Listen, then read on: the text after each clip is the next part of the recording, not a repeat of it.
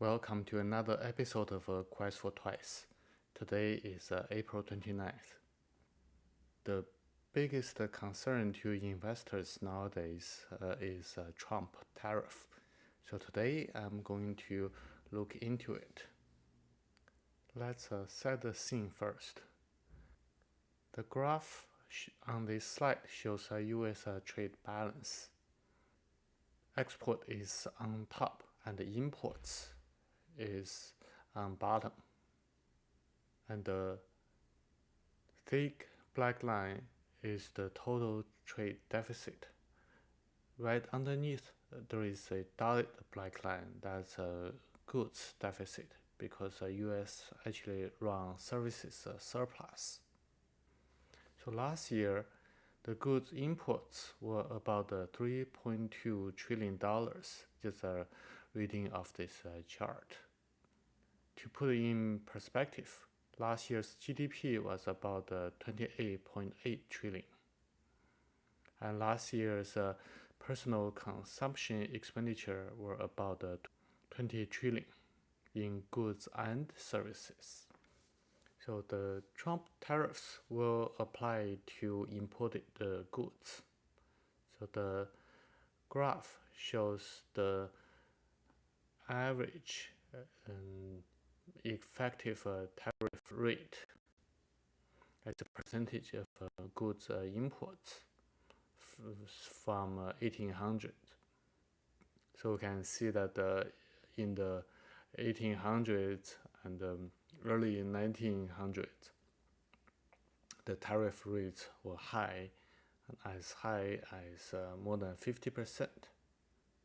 But after 1930, the tariff rate came down significantly from about 20% to nowadays right over 2% last year. If Trump tariffs were enacted as of end of this month, the average effective tariff rate will rise to about 28%. So that's roughly 25% jump. That means $800 billion of additional revenue to US government because tariffs are really taxed on consumption.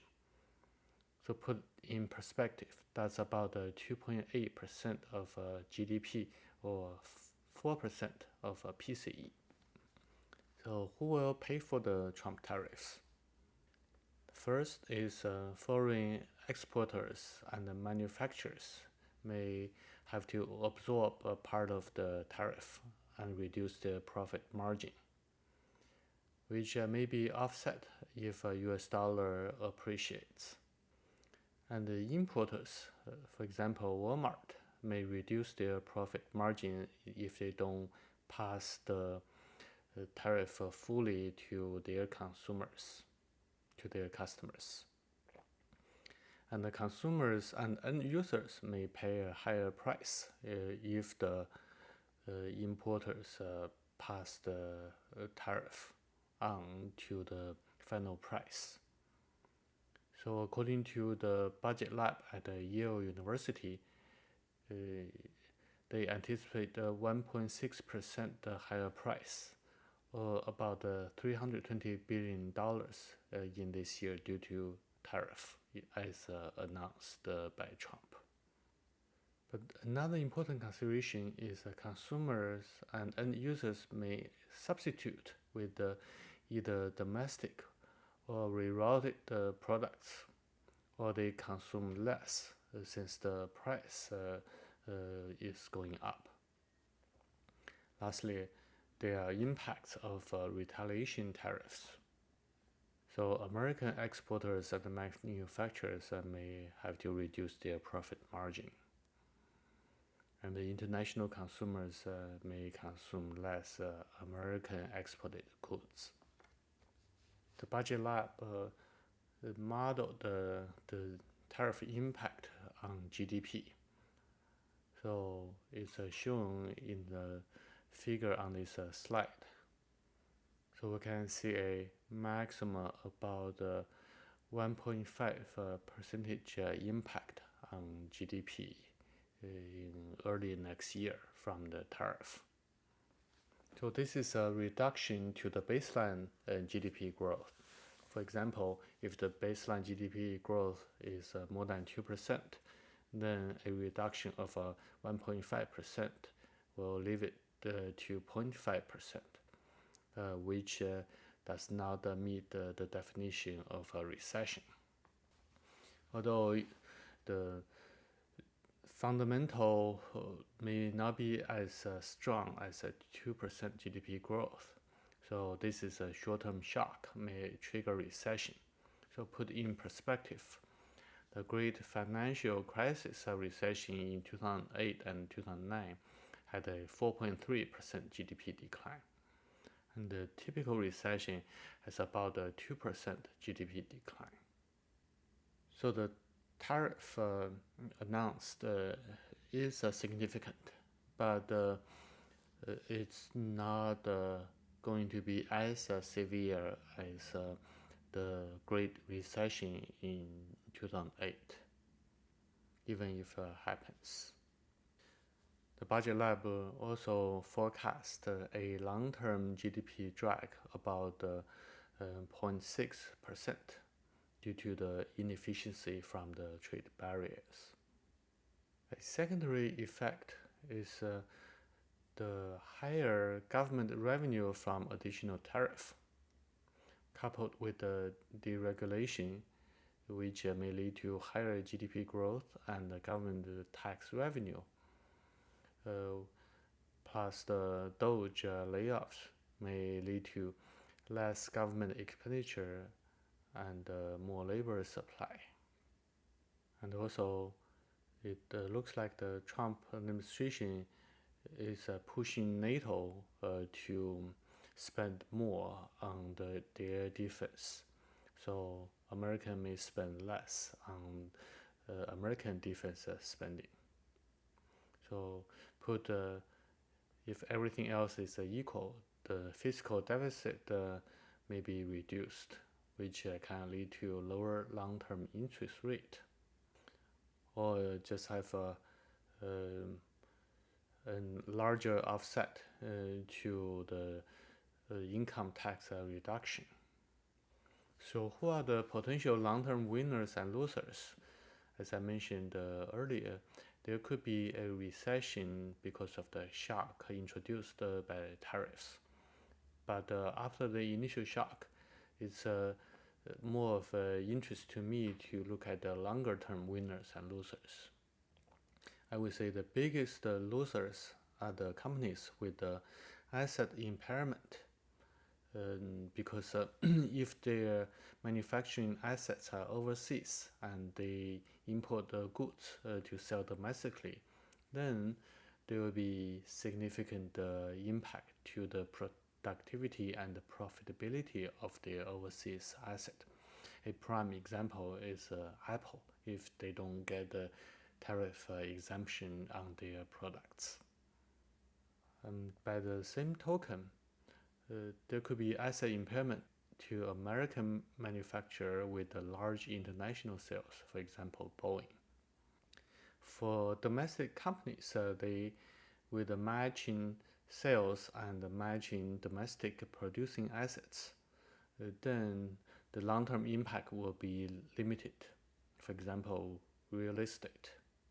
And American manufacturers may actually benefit from the tariffs because of the tariffs protect their domestic sales from foreign competitors, for example, US steel.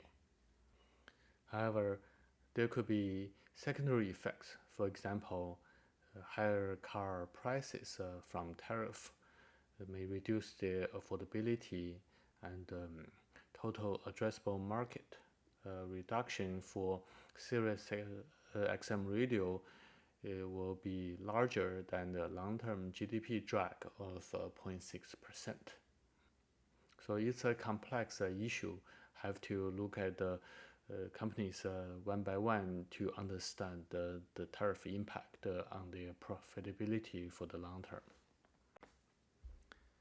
Now let's look at a few earning updates. Equifax had a fairly lukewarm first quarter earning, as shown in the figure on the bottom right. I plotted the Equifax revenue of mortgage versus non-mortgage sales. So the stacked bars were the non-mortgage revenue from EWS and USIS. And the two lines, the yellow and blue, are the mortgage revenues from EWS and USIS. Because of the high interest rate environment, so the mortgage revenue has been declining in the last 2 years. But to me, the more interesting part is the non-mortgage revenue growth. That's shown as the dotted line. So we can see at the beginning of 2022, the non-mortgage revenue growth was very high, over 25 to 30%. Then it just decelerated over the rest of 2022. Then in 2024, the non-mortgage revenue growth has stabilized around 5%. To me, that's concerning because that shows the fundamental strength of its non-mortgage business is not that strong. So in the most recent quarter, the non-mortgage revenue growth was 4%. Part of it, the reason was a 8% decline in employer services. Its mortgage revenue actually grew 7%. It's driven by 11% USIS credit revenue growth because of the pricing increase. International revenue up 1%, and the EBITDA margin was 29.3%. One piece of good news is the cloud transformation work is basically completed. So the company has freed up a lot of cash. Therefore, the management announced 28% dividend boost in the first quarter, plus $3 billion of share buyback to be spent over the next 4 years. Now let's look at the Marine Max. The second quarter revenue grew 8% year on year, driven by 11% same-store sales growth. The gross margin, as shown in the figure on the bottom right, dropped to about 30%. That's a decline of 270 basis points from 1 year ago. That's not as alarming at the first glimpse, because we can see on the bar chart that the sales mix has been very different. So in the second quarter, the new and the used boat sales were about 78%. That's about 1 or 2 percentage points higher than 1 year ago. The management did mention that the new boat sales had a low profit margin due to weak retail environment. Now let's look at the different segment revenue, as shown in the figure on the top right. As I alluded earlier, the new and the used boat sales were quite a bit higher than 1 year ago, which impacted its gross margin negatively. A bright spot is the storage and charter business had a historically high revenue compared to 1 year ago. Now let's look at the sales versus profitability shown in the figure at the bottom right. So although the sales were 8% higher than 1 year ago, but the EBITDA is about the same as 1 year ago.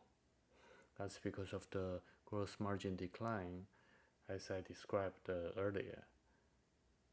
And the floor plan interest declined 8% from 1 year ago because of the short-term interest rate reduction.